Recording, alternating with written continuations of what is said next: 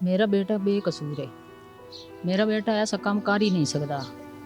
मेरा बेटा 5 टाइम नमाज पढ़ता, मस्जिद की 24 घंटे हिफाजत करता है, उसकी सफाई करता है। मेरा बेटा ਜਿਹੜਾ एक मुलाजिम होंदा वो ऐसा काम कर सकता ਜਿਹੜੇ 12-13 हज़ार ते तनख्वाह ते एडा वेडा इल्ज़ाम अपने सिर लै सकता है? नहीं लै सकता। मालिक ਜਿਹੜੇ दुकानदार हैं खुद आप जुर्मदार हैं।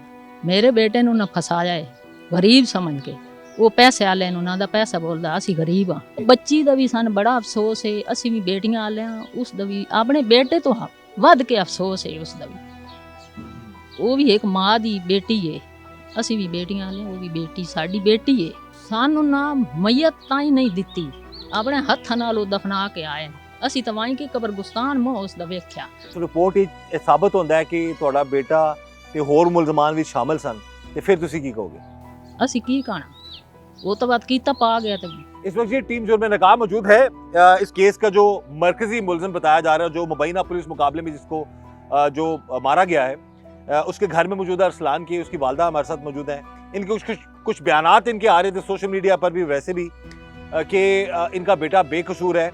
तो बात करते हैं इनसे, इनका भी मौक़िफ़ हम ले लेते हैं। बहरहाल जो मुंतहा ज़हरा के साथ हुआ वो तो कहते हैं कि लर्जा देने वाला वाक़या है, और अगर उसमें अरसलान भी शामिल था तो डेफिनेटली फिर कानून के मुताबिक उसके खिलाफ कार्रवाई होनी थी। लेकिन चलें, मुबैना मुकाबले में उसको वो अपने इंजाम को पहुंचा। लेकिन माँ का क्या मौक़िफ़ है, इनसे हम जानते हैं ये क्या कहती हैं। अच्छा दोस्तों, माँ जी तुसी किस तरह कह सकते हो कि अरसलान बेकसूर है? अगर अरसलान बेकसूर है तो कौन कसूरवार है? मेरा बेटा बेकसूर है। मेरा बेटा ऐसा काम कर ही नहीं सकता। मेरा बेटा 5 टाइम नमाज पढ़ता, मस्जिद की 24 घंटे हिफाजत करता है, उसकी सफाई करता है। मेरा बेटा ਜਿਹੜਾ एक मुलाजिम होंदा वो ऐसा काम कर सकता ਜਿਹੜੇ 12-13 हज़ार ते तनख्वाह ते एडा वेडा इल्ज़ाम अपने सिर लै सकता है? नहीं लै सकता। मालिक ਜਿਹੜੇ दुकानदार हैं खुद आप जुर्मदार हैं। मेरे बेटे ਨੂੰ ਨਾ ਫਸਾਇਆ ਹੈ ਗਰੀਬ ਸਮਝ ਕੇ। ਉਹ ਪੈਸੇ ਵਾਲੇ ਨੂੰ ਉਹਨਾਂ ਦਾ ਪੈਸਾ ਬੋਲਦਾ ਅਸੀਂ ਗਰੀਬ ਆ।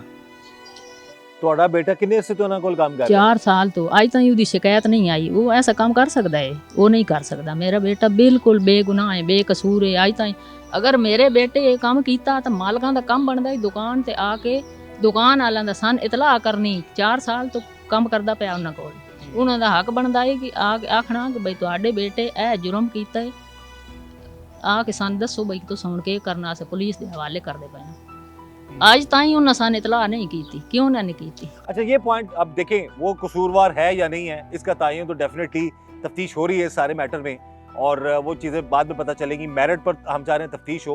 अगर वो गुनाहगार है तो डेफिनेटली उसके खिलाफ कानूनी कार्रवाई ऑलरेडी कर रहे थे, और उसी दौरान ही मुबैना तौर पर जो है ये सारा मामला सामने आ गया कि वो मुकाबले में मारा गया।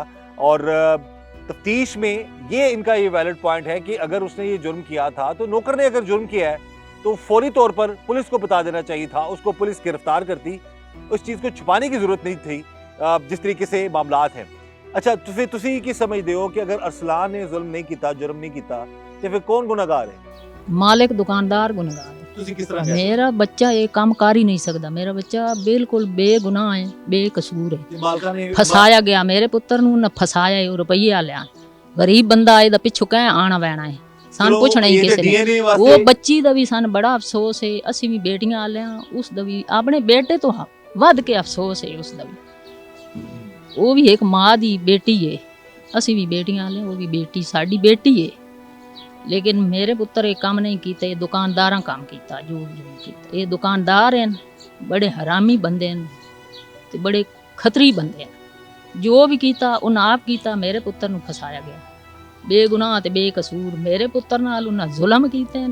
सन पुलिस आला ही इतला नहीं दिती कि बई तुहाडा पुत्र उन्हां दा ना हक बनदा सन इतला करना, बई जुर्मदार है असीं नप्पी वैने सी।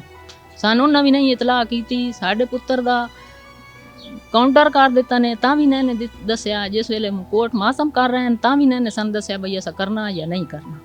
सन उन्हें मईत तां ही नहीं दिती, अपने हत्थां नाल दफना के आए। ਅਸੀਂ ਤਾਂ ਵਾਂ ਕਿ ਕਬਰਗੁਸਤਾਨ ਮੋਹ ਉਸ ਦਾ ਵੇਖਿਆ।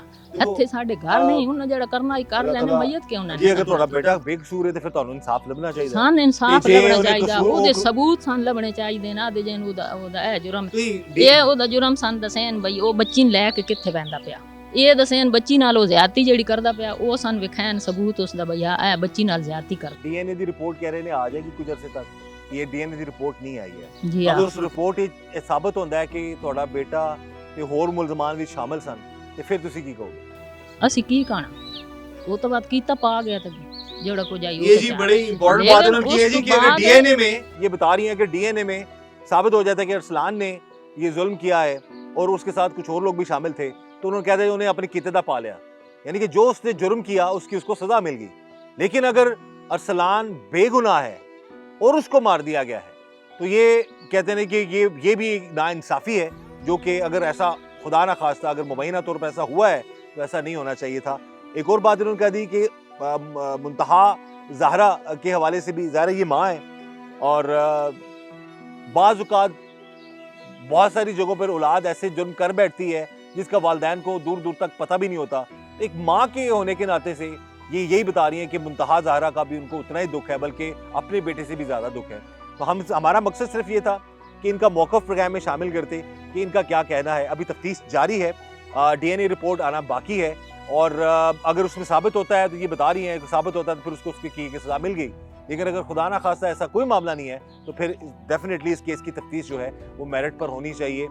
माँ जो कह रही है, जो अरसलान जो उस दुकान में नौकर था वो बता रही हैं बकौल इनके कि वो यहाँ तो वो जुर्मवार ही नहीं है और अगर उसने जुर्म किया तो वो अकेला नहीं कर सकता ऐसा। एनजी कह रहे जी बिल्कुल नहीं कर उन्होंने सकता जुर्म किया भी है तो कल्ला नहीं कर अकेला सकता नहीं हो कर सकता और भी उसका नाल हो सकता है। मालिक नाल ही है ये खुद मालका आप कीता जिम्मे मेरे पत्थर दिला देता है ये खुद मालका आप ये थोड़ा मौक़िफ़ हो सकता है। ये इनका मौक़िफ़ हम प्रोग्राम में शामिल कर रहे हैं लेकिन सान सबूत चाहिदा ठीक है अपने ਉਹ बेटे ਤੁਹਾਡਾ ਦਾ ਆ, ਤੁਹਾਡਾ इंसाफ ਆ। चाहिदा उस ਤੁਹਾਡਾ बच्ची दा भी ना उस बच्ची ने दे मां प्यो ने इंसाफ मिलया सबूत न सन मिलया ये कह रही है जी इंसाफ चाहिए मुंतहा के हवाले से भी जी और अरसलान ने ਸਾਨੂੰ अगर ये ਬੱਚੀ जुर्म ਦਾ किया ਬੜਾ ਅਫਸੋਸ ਹੈ ਅਸੀਂ ਬੱਚੀਆਂ ਵਾਲਿਆਂ ਬੱਚੀਆਂ ਹਰ ਦੀਆਂ ਸਾਂਝੀਆਂ ਹੁੰਦੀਆਂ ਸਾਡੀ ਵੀ ਉਹ ਬੱਚੀ ਆਪਣੀ ਹੈ बिल्कुल जी। ਅਸੀਂ ਉਹਨੂੰ ਇੰਜ ਹੀ ਸਮਝਦੇ ਕਿ ਭਈ ਉਹ ਆਪਣੀ अगेन इनका ਬੱਚੀ यही कहना है कि सबूत इनको मिलना चाहिए अगर ਉਹ इनका बेटा ਬੱਚੀ ਉਹਦੇ ਨਾਲ ਹੀ ਬੜੀ ਜ਼ਿਆਦਤੀ ਹੋਈ ਹੈ इनका बेटा अगर जुर्मवार है तो उसका भी सबूत जो है एटलीस्ट इनको पता लगना चाहिए, अवाम के सामने चीज़ें आनी चाहिए।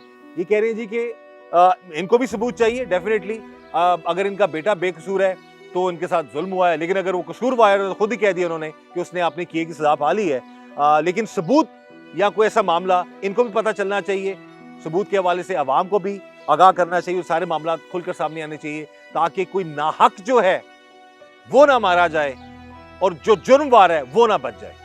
ये माँ है, ये कह सकती हैं इनका बेटा, ये कह रही हैं जी कि बेकसूर था और जो दुकान के मालिक हैं उन्होंने इनके बेटे पर इल्ज़ाम लगाकर अपने आप को बचा लिया, इनका मौक़िफ़ है। लेकिन हम यही कहेंगे कि केस की तफ्तीश मेरिट पर हो। अगर अरसलान ने जुर्म किया तो डेफिनेटली वो डीएनए में चीज़ सामने आ जाएगी और अगर वो बेगुनाह है तो डेफिनेटली उसका भी फिर इंसाफ इनको मिलना चाहिए।